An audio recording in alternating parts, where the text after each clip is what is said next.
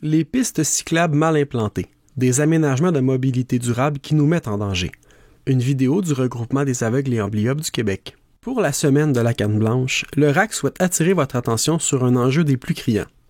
Dans leur empressement de développer leur réseau cyclable, les municipalités ne prennent pas le temps de réfléchir à l'impact que ces aménagements pourraient représenter pour les personnes aveugles ou malvoyantes. Bien souvent, en tentant d'innover sans consulter, ces municipalités mettent en place des aménagements cyclables qui représentent un danger pour les personnes handicapées visuelles.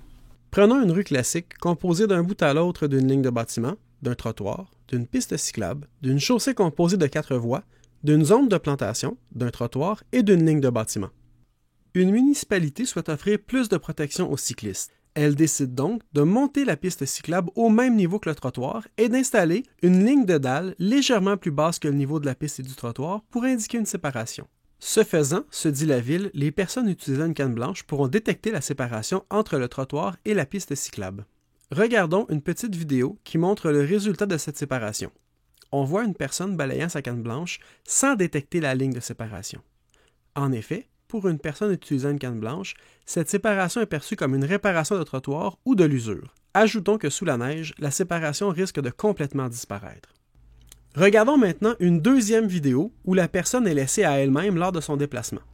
Directement, on constate que la personne, incapable de détecter la séparation, navigue dans la piste cyclable.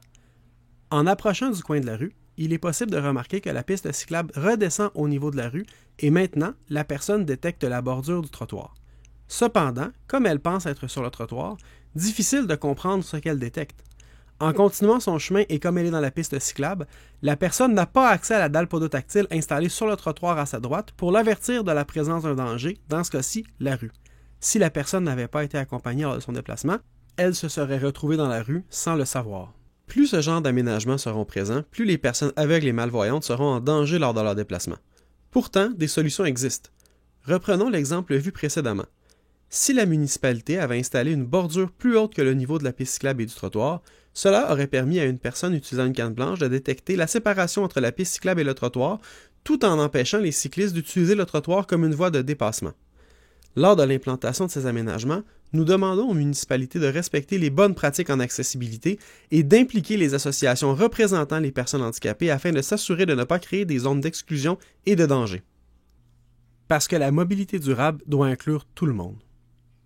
Le RAC tient à remercier le regroupement des personnes handicapées visuelles Région 0312, le regroupement des organismes de promotion 03, Stéphanie Gamache, consultante en conception universelle, et Trudel Innovation pour les photos, les vidéos et les tests terrain.